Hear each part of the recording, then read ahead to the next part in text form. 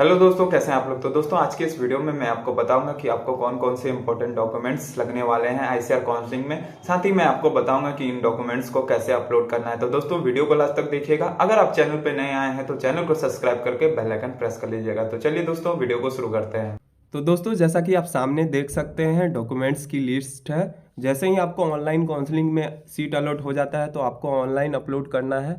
दो टाइप्स के यहाँ पे वेरिफिकेशन होते हैं, डॉक्यूमेंट वेरिफिकेशन, एक ऑनलाइन एक फिजिकल रिपोर्टिंग। यहाँ पे यूनिवर्सिटी में जाने के बाद ये रिपोर्टिंग होती है जहाँ पे आपको सारे ओरिजिनल डॉक्यूमेंट्स लेके जाने होते हैं। ऑनलाइन काउंसलिंग में क्या होता है, ऑनलाइन काउंसलिंग में अगर आपको सीट अलॉट होती है तो आपको ऑनलाइन ही यहाँ पे अपलोड करना होता है पोर्टल पे आपका डॉक्यूमेंट्स।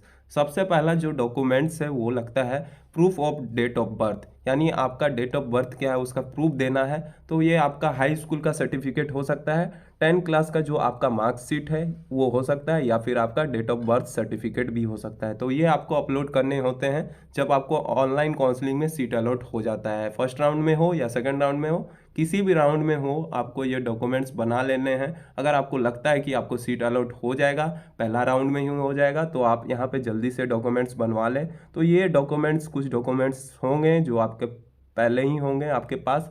तो जैसा कि आप डेट ऑफ बर्थ सर्टिफिकेट में मैट्रिकुलेशन 10 का यहाँ पे मार्कशीट अपलोड कर सकते हैं, तो ये डेट ऑफ बर्थ सर्टिफिकेट का काम कर जाएगा। दूसरा बात है all certificate and marksheet grade reports related to class 10 and 12th। तो ये आपका सारे मार्कशीट एंड ग्रेड रिपोर्ट्स होने चाहिए 10th एंड 12th के, ये आपको अपलोड करने होंगे।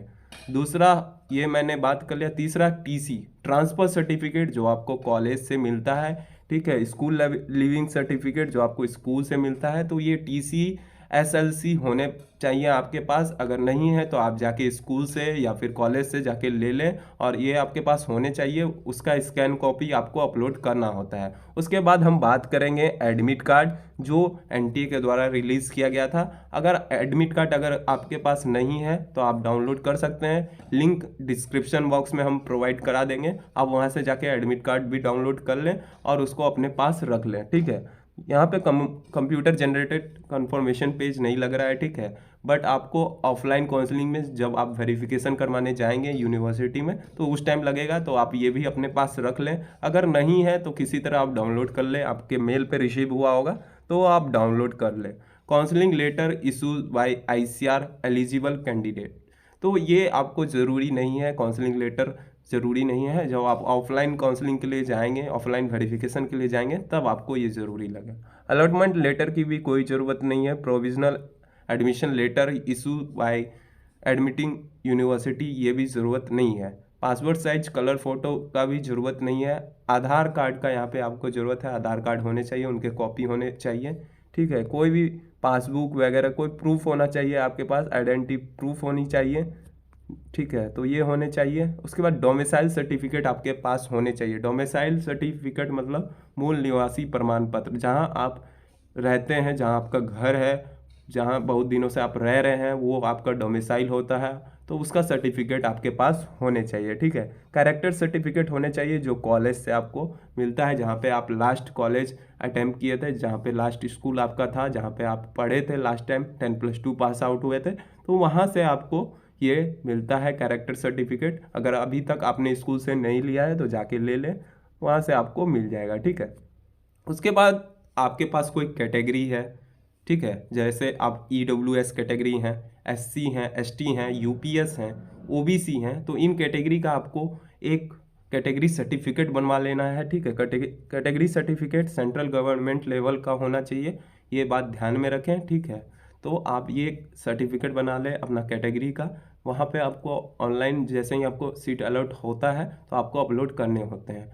और वे सभी स्टूडेंट जो फिजिकली हैंडीकैप्टेड हैं, उन सारे स्टूडेंट से रिक्वेस्ट है कि वो भी अपना ये जो मेडिकल सर्टिफिकेट होते हैं, उनका जो भी डिसेबिलिटी है उनमें, तो उनका सर्टिफिकेट आप प्लीज़ बनवा लें, ताकि आपको कोई भी दिक्कत ना आए, कोई भी परेशानी ना आए आपके सीट अलॉटमेंट होने में, ठीक है।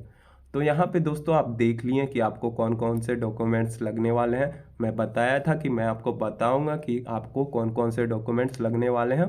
तो चलिए दोस्तों, अब मैं आपको बता देता हूं कि आपको डॉक्यूमेंट्स कैसे अपलोड करना है। तो सबसे पहले icrexam.net के वेबसाइट पे चले जाएं आप लोग और एप्लीकेंट लॉगिन पे एप्लीकेंट लॉगिन कर ले। तो आप जैसे ही लॉगिन कर लेते हैं तो आपको ऐसा ऑप्शन दिख जाएगा आपके स्क्रीन पे, जैसा कि आप मेरे भी स्क्रीन पे देख रहे हैं। यहाँ पे आपको सारी ऑप्शन दिख रही होगी। यहाँ पे आपको अपलोड डॉक्यूमेंट्स का ऑप्शन भी दिख रहा होगा और जो यूनिवर्सिटी आपको अलॉट हुआ है वो भी दिख रहा होगा। तो आप अलॉटमेंट लेटर भी यहाँ से डाउनलोड कर सकते हैं, जैसा कि आपको सामने स्क्रीन पे दिख रहा होगा। तो क्या करना है, सिंपली दोस्तों आपको डॉक्यूमेंट्स अपलोड करने के लिए, ठीक है, आपको यहाँ पे अपलोड डॉक्यूमेंट्स पे क्लिक कर देना है। जैसे ही आप अपलोड डॉक्यूमेंट्स पे क्लिक करेंगे तो आपका सारा डिटेल्स यहाँ पे दिख जाएगा। यहाँ पे आपका नेम, उसके बाद जो भी आपका डिटेल्स है वो सारी चीज़ आपको दिख जाएगी, ठीक है। उसके बाद आपका जो भी परसेंटेज था 10th एंड 12th में सारा कुछ दिख जाएगा। अब आपको क्या करना है, यहाँ पे डॉक्यूमेंट्स को अपलोड करने हैं। तो देख सकते हैं लिस्ट भी आपको दिख जाएगी। मैंने जैसा आपको बताया, ये जो है डेट ऑफ बर्थ के लिए आपका बर्थ सर्टिफिकेट या 10 का जो सर्टिफिकेट है वो, क्लास 10 का सर्टिफिकेट और मार्कशीट, उसके बाद 12th का सर्टिफिकेट, उसके बाद मार्कशीट। तो ये सारी डॉक्यूमेंट्स जो मैंने आपको बताया, TC, admit card by NTA, ठीक है, जो मैंडेटरी है, ये सारी चीज़ों को अपलोड करना ज़रूरी है, ठीक है। अगर आपके पास डॉक्यूमेंट्स नहीं है तो जल्दी बनवा के यहाँ पे अपलोड कर लें, यहाँ के बिकॉज यहाँ पे बहुत कम दिन बचे हैं। और यहाँ पे जो डॉक्यूमेंट्स का साइज़ है वो भी देख लें, ठीक है। आप जो डॉक्यूमेंट्स अपलोड करेंगे उनका साइज़ जो होना चाहिए 100 to 500 KB के बीच में होना चाहिए।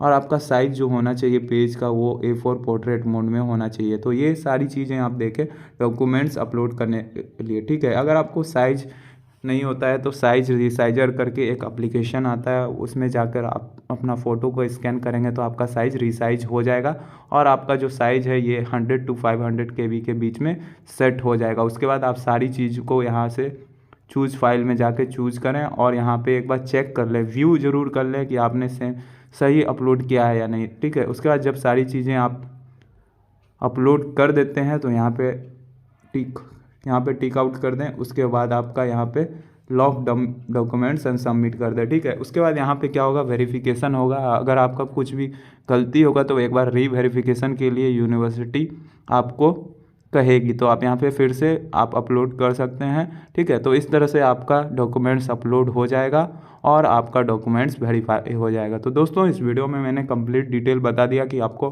कौन कौन से डॉक्यूमेंट्स लगने वाले हैं, साथ ही आपको कैसे अपलोड करना है। नेक्स्ट वीडियो में मैं आपको बताऊंगा कि क्या कट ऑफ गया है सेकंड राउंड काउंसलिंग का। तो अगर आप चैनल पे नए आए हैं तो चैनल को सब्सक्राइब करना ना भूलें। इस वीडियो में इतना ही। थैंक यू सो मच दोस्तों।